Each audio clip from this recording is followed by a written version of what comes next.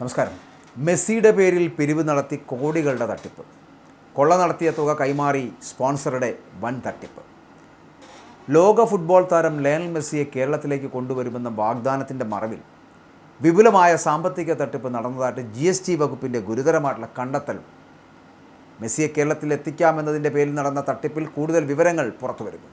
കൈമാറിയ പണം സ്പോൺസറുടേതല്ല എന്നും പുറത്തെ 2 സ്ഥാപനങ്ങളിൽ നിന്ന് 206 കോടിയിലേറെ പണം സ്പോൺസറുടെ അക്കൗണ്ടിലേക്ക് എത്തിയെന്നും കണ്ടെത്തിക്കഴിഞ്ഞു. കൂടാതെ ഭീമമായ തുകയ്ക്ക് വായ്പാരേഖയോ നികുതി രേഖയോ ഇല്ല എന്നും അടിമുടി അവ്യക്തമായിട്ടുള്ള പണം കൈമാറ്റത്തിൽ കേന്ദ്ര ഏജൻസിയുടെ അന്വേഷണം വേണമെന്നും GST വകുപ്പ് ആവശ്യപ്പെടുകയും ചെയ്തു. 2 ധനകാര്യ സ്ഥാപനങ്ങളിൽ നിന്നാണ് സ്പോൺസർ പണം സമാഹരിച്ചതെന്നാണ് GST വകുപ്പിൻ്റെ കണ്ടെത്തൽ. സ്പോൺസറുടെ അക്കൗണ്ടിലെത്തിയത് 206 കോടിയാണ്. 2 സ്ഥാപനങ്ങളും പണം വായ്പയായി നൽകി എന്നതിന് രേഖകളില്ല.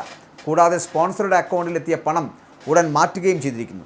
പണം വന്നതിൽ ദുരൂഹതയുണ്ട് എന്ന് GST വകുപ്പ് കണ്ടെത്തലിൽ വ്യക്തമാക്കുകയും ചെയ്തു.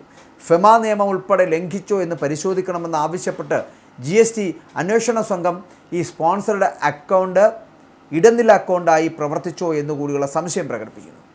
അക്കൗണ്ട് വിവരങ്ങൾ ശേഖരിച്ച് GST പ്രത്യേക അന്വേഷണ സംഘം റിപ്പോർട്ട് നൽകിക്കഴിഞ്ഞു.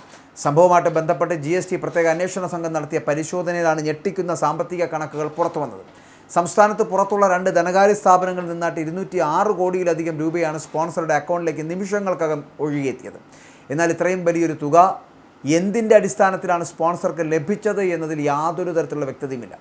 ഭീമമായ ഈ തുകയ്ക്ക് യാതൊരുവിധ വായ്പാ രേഖകളോ നികുതി അടച്ചതിൻ്റെ പത്രങ്ങളോ ഇല്ല എന്നതാണ് അന്വേഷണ സംഘത്തെ പോലും ഞെട്ടിച്ചിരിക്കുന്നത്. അപ്പോൾ ഇത്രയും വലിയ തുക അക്കൗണ്ടിലേക്ക് മാറ്റുമ്പോൾ പാലിക്കേണ്ട പ്രാഥമിക ധനകാര്യ ചട്ടങ്ങളോ മുൻകൂർ പരിശോധനകളോ സ്പോൺസറുടെ ഭാഗത്ത് നിന്നുണ്ടായിട്ടില്ല എന്ന് റിപ്പോർട്ടിൽ ചൂണ്ടിക്കാണിക്കുന്നുണ്ട്. ബാങ്ക് അക്കൗണ്ടിലെത്തിയ തുക അവിടെ കിടക്കാൻ അനുവദിക്കാതെ വന്ന ഉടൻ തന്നെ മറ്റു പല അക്കൗണ്ടുകളിലേക്ക് വേഗത്തിൽ മാറ്റി നിക്ഷേപിച്ചതായിട്ട് GST കണ്ടെത്തി. സ്പോൺസറുടെ അക്കൗണ്ട് കേവലം ഒരു ഇടനില അക്കൗണ്ട് ആയിട്ട് മാത്രമാണ് ഇവിടെ പ്രവർത്തിച്ചിട്ടുള്ളത് എന്ന ശക്തമായിട്ടുള്ള സംശയം കൂടി അന്വേഷണ സംഘം പ്രകടിപ്പിക്കുകയാണ്. അപ്പോൾ ഇവിടെ തട്ടിപ്പിൻ്റെ ഗുരുതരമായിട്ടുള്ള വ്യാപ്തി കണക്കെടുത്ത് GST പ്രത്യേക അന്വേഷണ സംഘം ഈ സമഗ്രമായിട്ടുള്ള റിപ്പോർട്ട് തയ്യാറാക്കി സമർപ്പിച്ചു കഴിഞ്ഞു.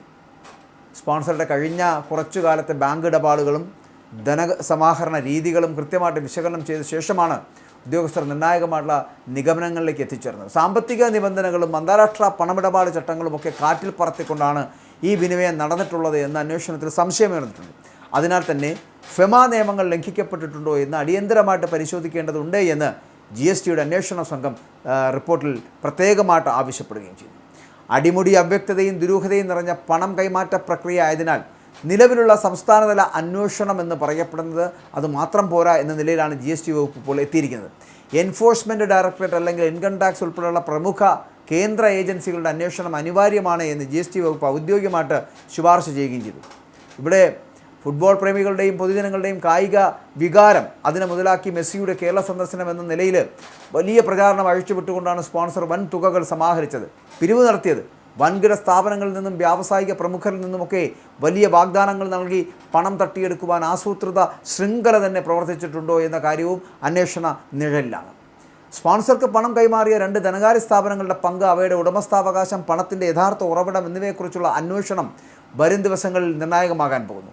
ഷെൽ കമ്പനികൾ വഴി കള്ളപ്പണം വെളുപ്പിക്കുവാൻ മെസ്സിയുടെ സന്ദർശനത്തെ ഒരു മറയാക്കി മാറ്റുകയായിരുന്നു എന്ന ഗുരുതരമായിട്ടുള്ള സംശയം കൂടി ബാക്കിയാകുന്നുണ്ട്. GST വകുപ്പ് തങ്ങളുടെ റിപ്പോർട്ട് സമർപ്പിച്ചതോടുകൂടി കേസിൽ കേന്ദ്ര സംസ്ഥാന അന്വേഷണ ഏജൻസികൾ ഉടൻ നേരിട്ട് ഇടപെടുമെന്നുള്ള സൂചനകളും വന്നു കഴിഞ്ഞു. അങ്ങനെ കായിക പ്രേമികളെയും ഭരണ സംവിധാനങ്ങളെയും ഒരുപോലെ വഞ്ചിച്ചുകൊണ്ട് നടത്തിയ ഈ കോടികളുടെ സാമ്പത്തിക തട്ടിപ്പ് എന്ന് പറയപ്പെടുന്നത് വരും ദിവസങ്ങളിൽ വലിയ നിയമപരമായിട്ടുള്ള തലങ്ങളിലേക്ക് തിരിച്ചു പോകുമെന്നുള്ള കാര്യത്തിൽ തർക്കം വേണ്ട. അപ്പോൾ മെസ്സിയുടെ പേരിൽ പിരിവ് നടത്തി കോടികളുടെ തട്ടിപ്പ് നടത്തിയവരാണ് ഈ സ്പോൺസർമാർ എന്നുള്ള കാര്യത്തിൽ ഒരു തർക്കവും വേണ്ട. ഇത് പറഞ്ഞിരിക്കുന്നത് ഞാനല്ല, എൻഫോഴ്സ്മെൻറ്റ് ഡയറക്ടേഴ്സാണ്. കൊള്ള നടത്തിയ തുക എന്ന് പറയപ്പെടുന്നത് കൈമാറിയത് സ്പോൺസറുടെ വൻ തട്ടിപ്പാണ് എന്നുള്ളതാണ് EDയുടെ കണ്ടെത്തലെന്നത്. ഇനിയുള്ള ദിവസങ്ങൾ ഈ സ്പോൺസർമാരായിട്ട് വന്നവർ ജയിലറകൾക്കുള്ളിലേക്ക് പോകാൻ കാത്തിരിക്കുകയാണ്.